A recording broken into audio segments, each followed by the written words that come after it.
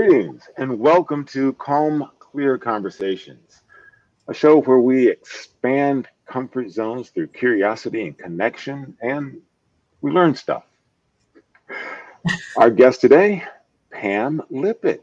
Welcome, Pam. Hi. Hi, good morning, good afternoon, good evening, whenever you're watching this. Hello. Hello.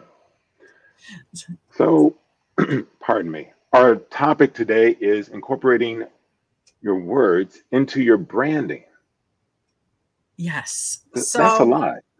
It is a lot, but you know what? It's really important because, there's different theories on, things that say, 80% of what you say is how you say it. That's what people hear, 20%. I'm of the belief that that is true, but if you're 20%, which is your words don't hit the mark, the 80% doesn't matter. People will see through you. If someone asks a follow-up question and you can't answer it because you really aren't prepared and aren't ready and are just, I have my hands in the right place. See, they're above the screen. I'm doing this and that. That's great. And I do that. And I suggest people do that. And if you make us the bigger screen, you'll see that I'm using my hands more. But there we go. But the words have to matter, right? Marsha McCullen said the medium is the message. So today's medium is LinkedIn Live, Facebook Live, whatever platform we're using to get there. That's our medium, but our message has to be correct. If your message isn't consistent and correct, people will see through you. True. And all right. So backing up, Marsha McLuhan, big fan. The medium is the message. We are both communication majors. Yes. Mine from the University of Michigan. My diploma says here to remind me. we won't hold that against you. Hey. Mine is and my mug of choice today, Michigan Wolverines. Yes. Yeah. And where did you go to school? University of Detroit. Okay, very good school. Exactly. Like I said, we won't hold U of M against you. Yeah. It's okay. But yes, a couple of communication majors, Marsha McLuhan, the medium and the message matter. And the medium today, it's electronic. Yeah. So we have to be ready for it. We have to figure out what we have to put in the background and move forward and just go with it, right? I mean, I have to say, excuse me, there's forgiveness in this medium right now, right? Think about, because you've done a lot with TED Talks. So when I watched a couple TED Talks this week, actually, they're flawless, right? The presentations are pretty flawless. The presentations are, yes, absolutely. Absolutely. You see, here's the thing that I love about live streaming. Yes. It is live without a net, but it's a safe environment. Correct. I mean, it's much like radio. It's much like live television. You just go forward relentlessly, regardless of anything else going on. Because if you stop and dwell, did I say it the right way? Did I mispronounce this person's name? I'm going to pause right here and focus on the mistake I made until I get it right. Now you've taken the audience out of whatever you were trying to communicate and That's back true. Into the mistake. Right. So I was on, Brenda Meller was on so I've been doing live shows for a year, but we both got LinkedIn Live within the same week. So she was on my first LinkedIn Live show. And one of the things I was telling her, I don't know if during or after the show, was in high school, I worked on the plays. I worked backstage, lighting, scenery, props, all that kind of stuff. So I am an official thespian with a TH. I remember when I was in 9th grade, there was a group of us freshmen painting scenery. I just have this tickle. I'm so sorry.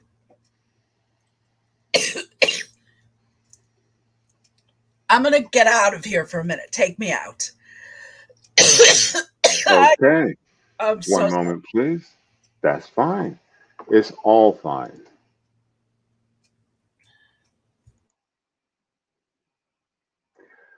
So, one of the things that, Painting the scenery. okay, And the theater teacher, Frank Harris, who I'm still friends with, came up to us and said, you need to come to the back of the auditorium. I went to school with a big auditorium.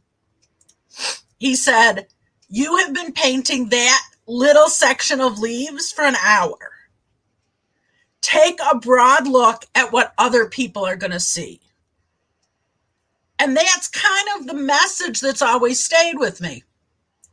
You can have a million mistakes and flubs and whatever, but nobody else ever knows. They just hear what they hear. They don't know that in your mind you wanted that sentence to be different. They know what you present. And if you're comfortable enough and you know your material enough, probably that sentence, when the whole thing's over, you're going to say to yourself, that's the sentence I should have prepared when I started. And I didn't. And I should have. Because you know your material and you know your message. exactly. So, that's the importance of the words to me always making sense. So, matching the words to the branding. What does that mean? That means using the same words, being consistent. If you want, you can put up my little slide. It's the only slide I'm showing. And I'll pop through and then we'll go back and just chat. But to me, that means using concise language. I always look at taking extra words out of something that I'm working on for a client. Someone last week put in like the hub of navigation. And I said, no, it's the navigation hub. And people put in a lot of filler words because they think that's important to have more words sometimes. But no, it's important to be concise, using the same language. So for one client, I just made her a sheet of her about statements on all her different, between her website and all the different social media platforms, right? Right. Her about statement was different everywhere. Well, if you want those words to create your SEO, to create your coming up in the network, in listings, or even for people to understand, exactly what you're doing. Mm-hmm. You have to match the platform, but you have to be consistent and use the same language. Okay. So your brand, the language for your brand should be consistent across whatever the medium is. Correct. And okay. It may be that in some places it's longer, some places it's shorter, some place, but the salient points mm-hmm. need to be the same. I am someone who focuses on, or the company focuses on, that's fine. Or, today we're talking about X. That X should be wherever you are, right? And the other thing I say is play to your strengths. So if you know that you are not the best speaker in the world, you know what that means? You just got to practice more. That's true. when you're done practicing, you know what you need to do? Practice some more. Absolutely. So before there was, like now, if I'm doing something really important, which, happens not during the pandemic, but pre-pandemic, I was even the kid who rehearsed in front of the mirror. I hated it, but I did it because I could see when you rehearse in a mirror, you see exactly where you want to pause, what your inflection needs to be. You kind of hear your inner voice telling you how to prepare. That's a whole lot better than when you hear your inner voice when you're up on a stage or up in front of a team. right? Exactly. So, Exactly. and then the other thing in marketing is, I'm going to go just pop through these since we're on the stage, is show why you're unique. I used to work with a lot of companies from Israel who were coming in to meet with the automotive, the OEMs and the tier ones and twos. We're in Detroit. I don't know where you're watching this from, but when you're watching this, when you live in Detroit, all things end up somewhere in automotive. And I used to say to everyone I was taking to meetings, so here's the deal. The company's going to talk for 20 to 30 minutes before you get a chance to say your piece. They're all going to tell you the same thing, though it may have different words based on the company, but it's all going to be about lighter, faster, cheaper. And they're all going to tell you why they're unique. Right? Okay. Yeah. That's important because their words made them unique in their minds. And they were always, GM is always using the same words. Ford is always using the same words. What do we call? We call Chrysler LCA something new this week. I don't know. Stellantis, right? So that's going to take them quite the while for that to roll off my tongue. But that's why it's important. The next thing is, and we're going to get through this really quickly, but is pay attention to the order you say things. You need to get your message, what you're going to talk about, out there first, right? So a lot of people, when they're presenting or talking about something, in journalism, we call it bearing the lead, right? Right. Oh, right. There was another body in the room. Oh, right. They found the knife. Well, if that's in the last paragraph, no one gets there. So you need to lead. It's that, it's some formula of that old, tell them what you're going to tell them, and tell them what you told them. But it's the adage because it works. And then respect your audience and their time. Now you can get rid of the slide. So, okay. And it'll be us again. Well, I know a lot of this is, it's storytelling. Yes. All right. When you say trust the audience, trust that they will keep up, trust that you don't have to tell them everything, trust the audience to fill in the gaps, trust the audience to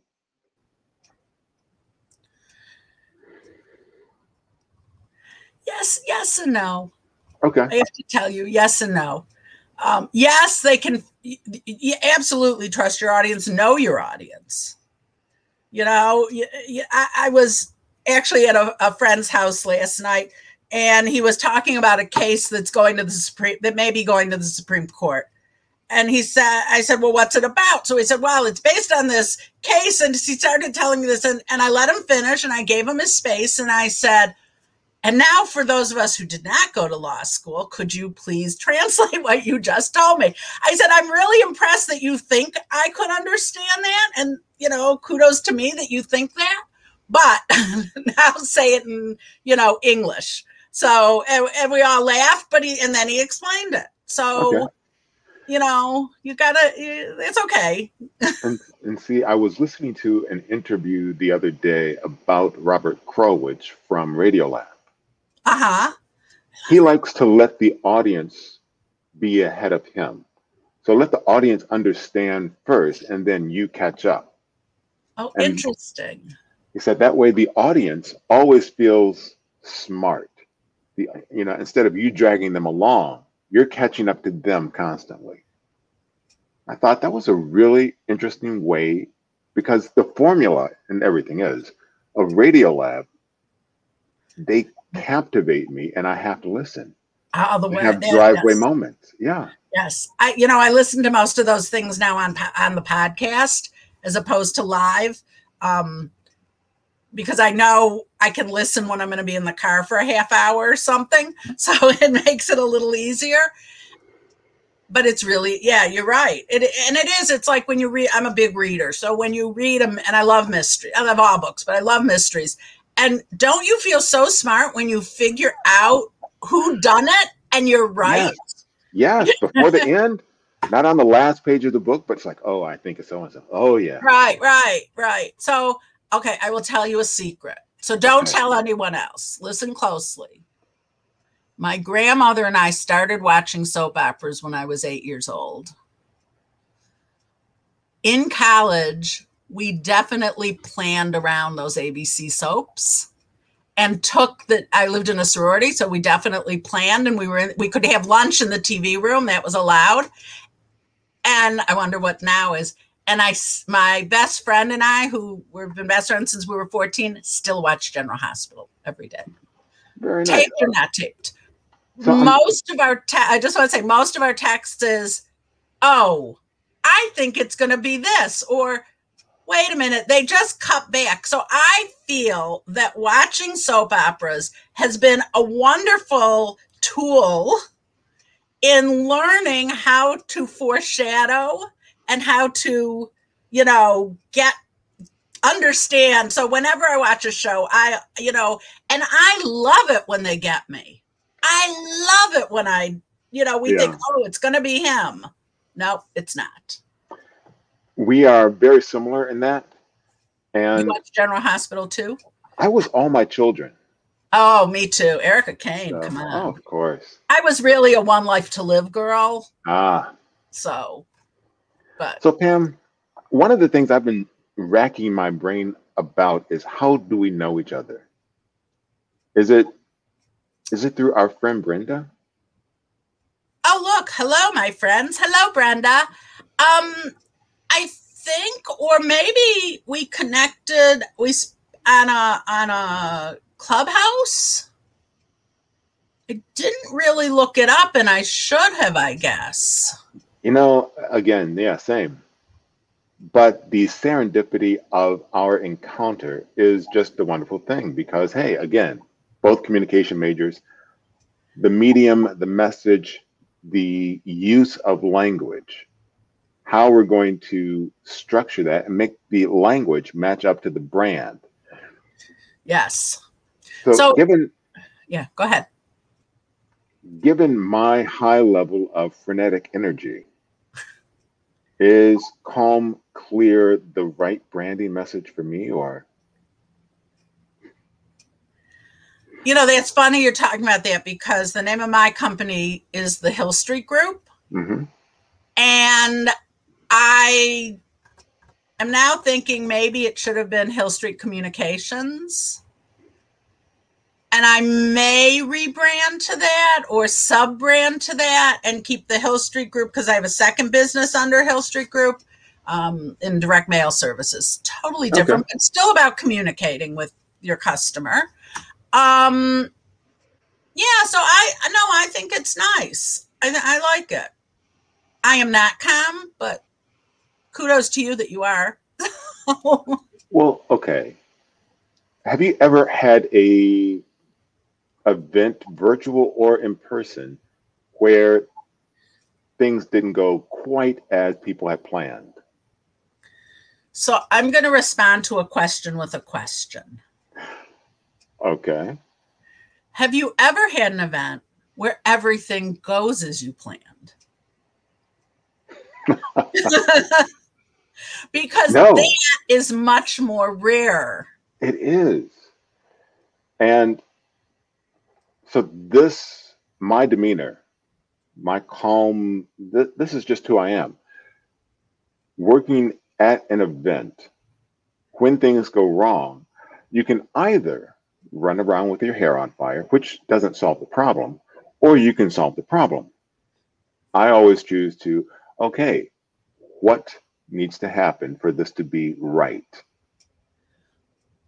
So making adjustments to the run of show, making adjustments, juggling, like, all right, well, we're going to cut this part. We're going to stretch this part. Okay, a tech issue. Well, fortunately, there's a backup. Or someone coughs through your first 5 minutes of your presentation. Exactly. Yeah, there's a way around it. And the flawless nature of the recorded TED Talks, those things are edited out. So you're just left with the flawless parts. Okay, so I'm here to tell you, A, when TED Talks come back, I want to be a volunteer. I want to help. Wonderful. B, unless you tell someone there's a mistake, they don't know there's a mistake. Exactly. So as long as, and obviously you learned early because you have no hair left, that you've already caught your hair on fire. For me, it would be a problem, but as long as, you don't, or, I mean, there's two parts of it. It depends. Like sometimes, Brenda's asking us if we reference something. I have to go back and look. I'll put it in the chat when we're done. Okay. But,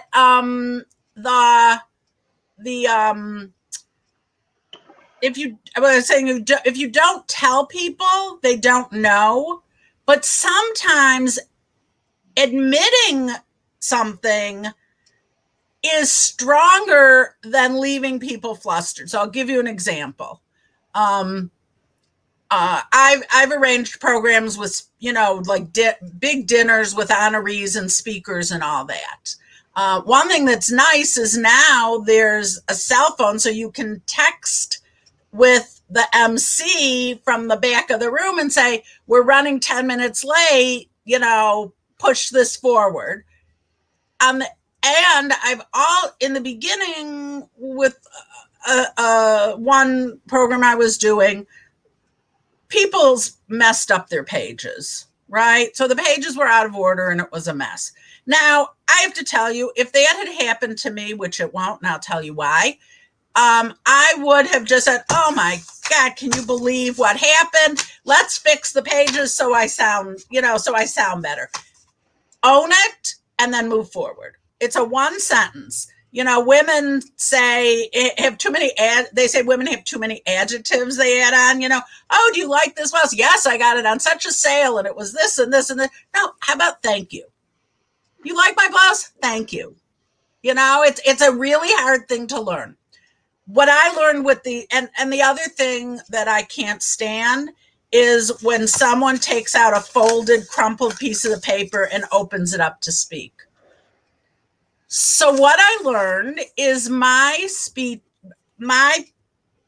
speakers at an event always have matching notebooks, duotangs, file folders, whatever you want to use for it, where they go in the clips. It's always organized.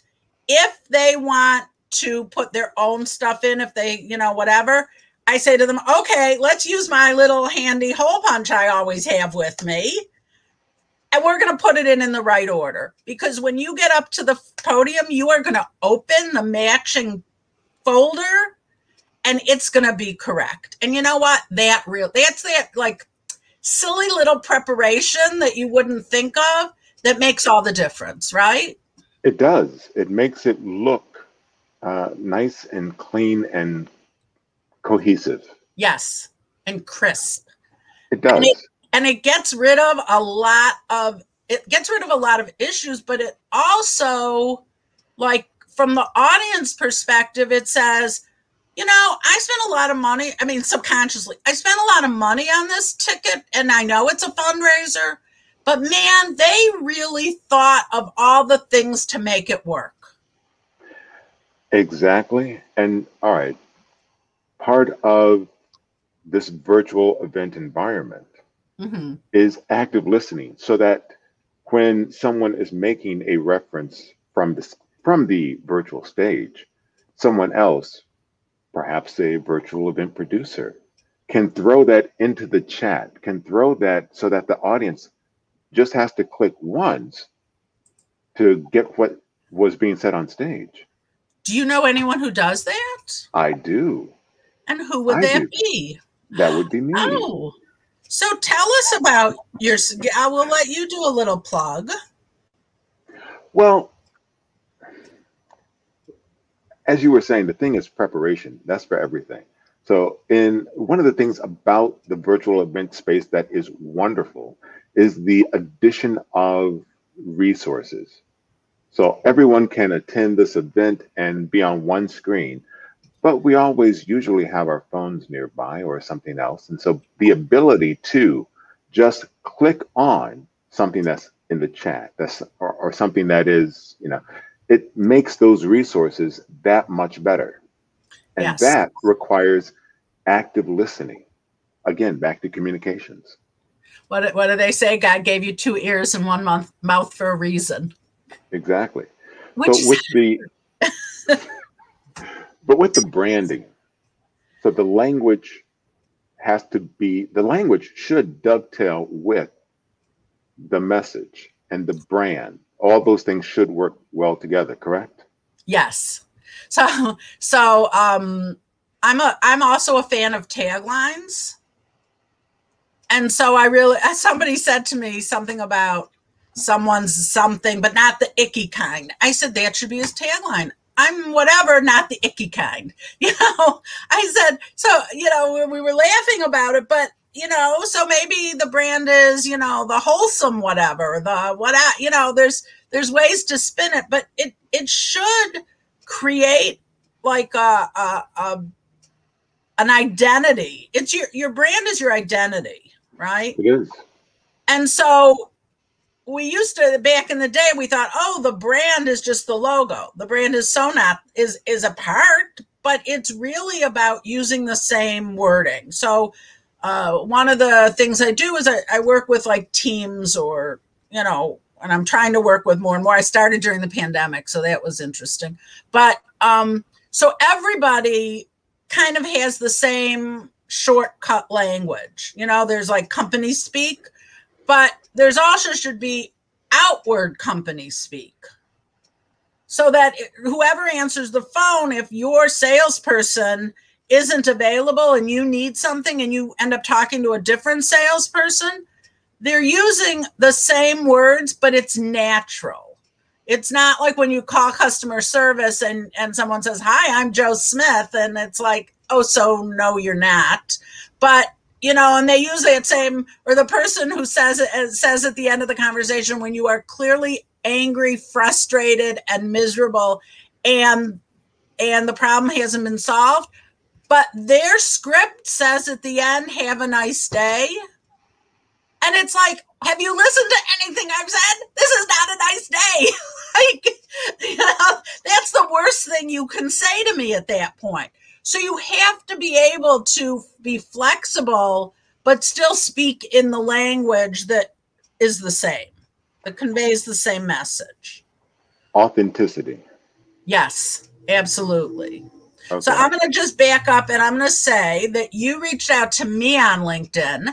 And this is the answer to Brenda's question. It says, greetings, Pam. I enjoyed watching you on Brenda Meller's live event. Let's connect and be a resource for each other.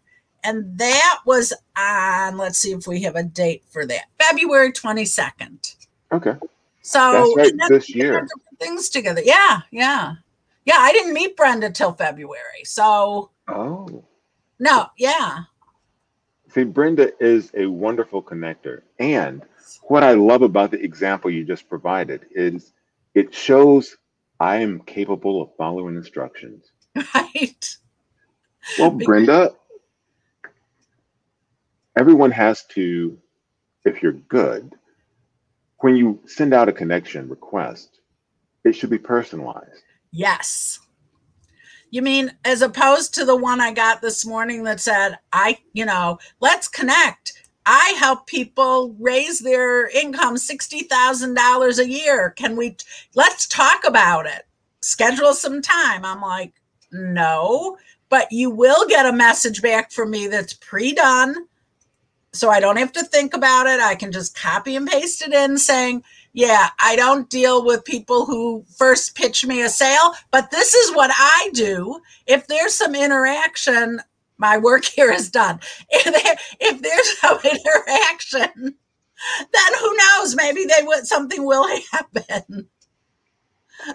Yeah, I agree. And those connection requests that are blank, okay, why? Or the connection request that just says, hi. Bye. Again, why? So yes, to make a connection, you have to actually make a connection. Think about it.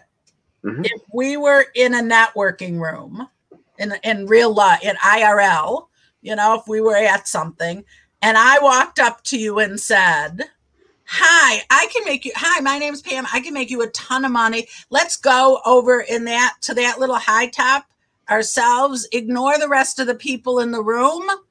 And I'm going to tell you all about me. That's the same thing that people are doing when they're sending that email to you or that message to you. And I would flee from that person in that room. You are not alone. It could be a foot race. Right. All right. So today we began a conversation regarding language and branding and how those things should come together cohesively and with authenticity. Yes. What are we going to cover on part 2 next week, Pam? Next week, we're talking about staying calm and clear when you're doing presentations and what backup you need to make sure that everything goes smoothly. So you may be very, very good at your particular job, just like people outsource to me to help make sure their written pieces or their press releases or their websites have the right wording. Maybe you need someone who will help you with the back end so you can concentrate on the forward-facing part of your presentation. So focus on the message and not the medium. Or not the technology. Not the technology. Okay. Okay. I am I don't know. definitely going Who to tune should in. my speaker be for that? I have thoughts. And how about you, Christopher? Are you busy next Thursday? You know, I am scheduled to be on a call with you. Yes, at I have homework. 11:30. No, at 12. But at 12 o'clock next Thursday, you and I are going to kind of pick up part 2. So if someone's watching this later and they have questions, throw it in the chat. We'll be looking at it and we'll follow your lead because we can talk all we want. And I think we could talk all day, but we want to know what you want to hear. We want to know what will make your life easier. So just whenever you watch this, make sure you comment and, you know, do us a favor and share because we always like to push our brand and our work out there. So yes, comment with 5 words or more. Yes. Let us know what you would like. Let us know what questions you have and what we can answer for you on part 2 next week. That date is August 5th. Yes. August 5th at noon. It is. And if someone wants me, you can find me on LinkedIn. I think I'm Pamela Lippitt on LinkedIn, which is my full name. Or my website is www.hillstreetgroup.com. And I'm looking forward to hearing from new people and see what overlaps and where our circles connect even more. Pam, thank you so much for this. And I look forward to part 2 next week. Great. Thank you. And thank you for the opportunity. Take care. You too. Bye-bye, everyone.